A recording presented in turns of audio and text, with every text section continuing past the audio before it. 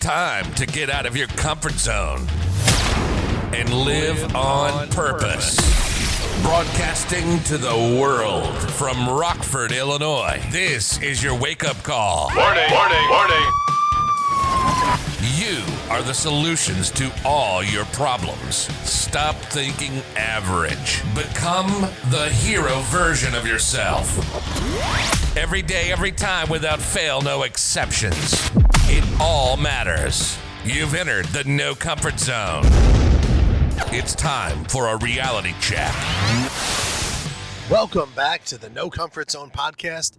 Today is brought to you by No Comfort Zone Consulting, helping you get out of your comfort zone and live on purpose. So I'm listening to a lot of different messages come in about gratitude, meaning I'm looking at YouTube, I'm looking at different social media platforms, and for some reason I am gravitating or I'm attracting in ones on gratitude. And as I go through my blueprint now, if you've been listening, how to get out of adversity and get out of your comfort zone and live on purpose and go after your goals. So that whole method that I'm working on, that I've lived, that I'm actually doing and helping other people do, it's transforming people. And there's a point in there that, I kind of overlooked in going through the previous steps, and that's the gratitude part. It's been so pronounced lately about gratitude and what that means and what it means to me and having gratitude. And, I look back to after the part of my life where I'm the guy who was asleep forever in a day, didn't cope very well, didn't handle my situations, the right way. I made poor decisions, poor choices, and I ended up winding up, on a bunch of different medications from doctors. Thought it was okay, had a bunch of different labels on me, thought that was okay, and in reality, it almost killed me. So I was in a coma, and after I woke up out of the coma, I still, was trying to get my way back up, still groggy, and years of going through this whole process, I've come up with the no comfort zone. But why I'm bringing it up today is, I'm looking at old pictures, and I'm with my 10-year-old, and 10-year-old Max, the mom and I had a relationship, didn't work out, and basically me and Max kind of had to figure things out. So she's still very much in his life, but we do things as co-parents and we live far away from each other. But I see him every other weekend or every other weekend and as much as I can. So in addition to that, so he's with me. But so why am I bringing this up now? Why am I talking about my past for my 10-year-old? Well, this is interesting. He was born, so Max Brzezowski was born 30 weeks instead of 40 weeks. And it's, how they tell you, read the what to expect when you're expecting, but I actually did. Now I have two other children and kind of read the books, kind of summarized through them, but in this one I actually was in that point in my life where I had a lot of time, I was unemployed, and I was reading the books, and I was living at my mom's house, and expecting a baby, and I think I was 40 or something or close to it. So this is a really bad place, but I ended up reading the book, and then I realized when Max's mom was in that position where, we knew that I knew things were coming along. She was freaking out. It's too early, but I knew what was happening, and she was in labor. So we went to the hospital. Man, the doctor's look on his face when he said the baby's coming, when we finally got there, it was the scariest moment I can remember, because he was troubled. He was worried for Max. He was worried for the baby, and he was just so premature. So when he came out, he was super tiny, and it was bad. His lungs weren't really developed. It was a very tough time. Grateful that he was breathing and all that other good stuff. He had all of his 10 fingers, 10 toes, and came out. His head was all weird because they had to suction him out and all. Just crazy moment. And if you're a parent, you know what I'm talking about. So now Max is in NICU, and he was there for, I think he was there for 13 weeks, if I'm not mistaken. And now, so I'm sorry, I said I was unemployed, but I was just getting a job, and I just started my job, and I had to go. I think I was there a month or so. So I read the book previously, but now I'm there for 2 months, I think, and now I got to go tell my employer, my son and all that stuff. So what I would do is I'd work a 12-hour shift. After working a 12-hour shift in the retail automotive business, and I lived an hour away, I would go spend an hour in the morning with him at the NICU, and then I would spend an hour at night. And I would be working all day, worried about, because it was touch and go. We weren't sure. Tubes everywhere, it's just a bad scene. But that was one of those moments where I really had to not worry about anything. I had to go be a man about it. I had to be a dad. And I had to make sure that I took care of him by working and making sure that I was there afterwards. And it was really tough. It wasn't the easiest journey to be on, but boy, I was sure connected to that little guy. And man, you should see him today. He's thriving. But as he was growing and getting better and stuff, the relationship really was falling apart. And although we tried for about a year after that, after we had Max, it just didn't work out and we had to move on. So it was actually less than a year. It was probably 6 months. But here I am living on my own, and I'm actually having Max for this time period, kind of being a single dad on the weekends, because I had him Friday, Saturday, Sunday, Monday, and Tuesday, and she had him the rest of the time. And doing the daycare thing and all that, but we were broke. I remember the only piece of furniture we had at the time in my little apartment, because I did move out of my mom's at 41 years old, because I was coming back from everything else that I went through, and we had a card table. And I remember with diapers and formulas and doctor visits and stuff and all that, I remember all of it. I had, I think, $87 at the end of each week, which is more than a lot for a lot of people, but that was to buy groceries, formula, diapers, and all the other stuff. That's all I had.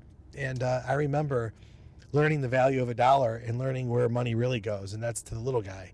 So I was in a position where dealing with a lot of adversity, but I really didn't think about my woes in life at the time. All I could think about was making sure that I'm the best dad I can be, for being present, being the best dad I can for him. And all the while this is going on, I am dealing with major IRS problems, court issues, financial responsibilities, massive medical debt, and I have a lot of things on my plate.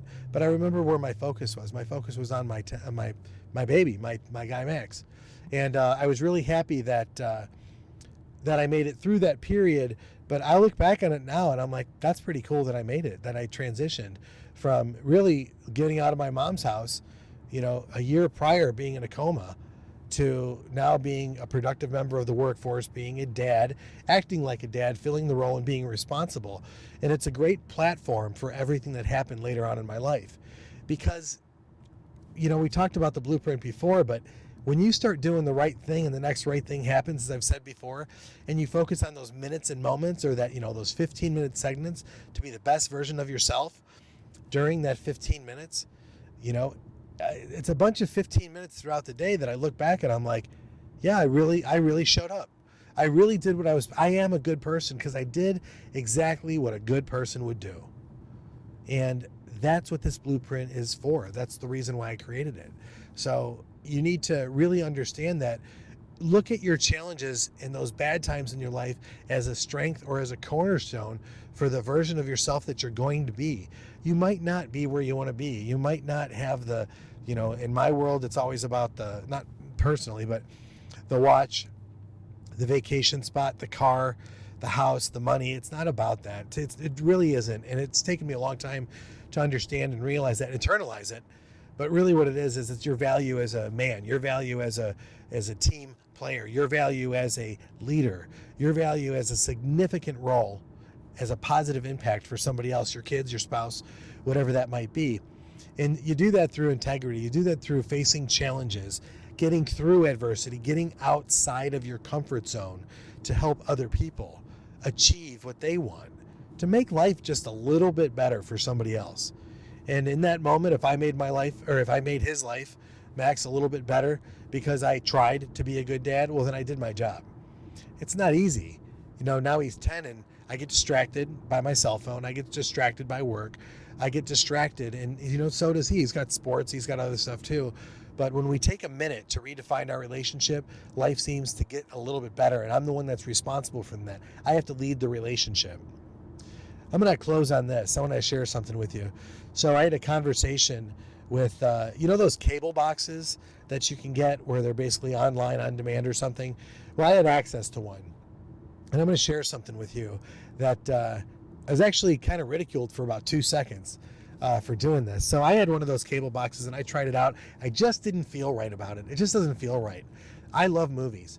I absolutely, they've given me so much value in my life. One of my favorite movies of all time is Rocky, the story Rocky, and the story on how Rocky was made. And I'm a big fan of Sylvester Stallone. I love the guy's work ethic and his movies, and I'm a huge movie fan. So now I have this thing that'll give me access to the movies in the theaters and all this stuff. And I was trying to justify it in my mind because few other people had them. And hey, if they're doing it, that's the way it is now. That's just the way it is. And so I remember I brought it home and I plugged it in. And I started watching John Wick 3 on it. And now I'm a huge fan of Keanu Reeves too. I think the guy's, I like what he stands for, and I like his, I just think he's cool. About 5 minutes into it, I had to unplug it and move it on, and I just couldn't do it. I had to give it back. I'm like, this isn't right. This is totally not right. This isn't the way it's supposed to be. In my opinion, this could be legal for all I know, but I just didn't feel right. So my daughter asked me, she's like, if we had that box, we could see this other movie that's out in theaters right now because we couldn't leave the house. And I said to myself, well, that's, I guess, where it all starts. She's like, what do you mean? And I go, well, first for me, I watch this and I'm okay with it, knowing in my gut it's not the right thing to do, but I do it anyway. And then all of a sudden I notice, I can do that. Well, I really shouldn't smoke cigars because I got asthma and all this other stuff that's from a bad lifestyle and other stuff. So I really shouldn't smoke cigars. And I love cigars. Shouldn't smoke them though. But then I smoke cigars. Then I go out drinking again. Then I'm looking for a different relationship. And it just goes down this really bad road because in the end, if I know it's wrong, I'm not going to do it. And she goes, really? So you really think that by having a movie box is going to bring you to drink again or bring you to smoke cigars? And I go, yeah, that's just how it goes. When you do the right thing, the next right thing happens. So with my guy Max, tying it back to that, I did the right thing every day because I had to, and I know it's the right thing to do, and he was counting on me.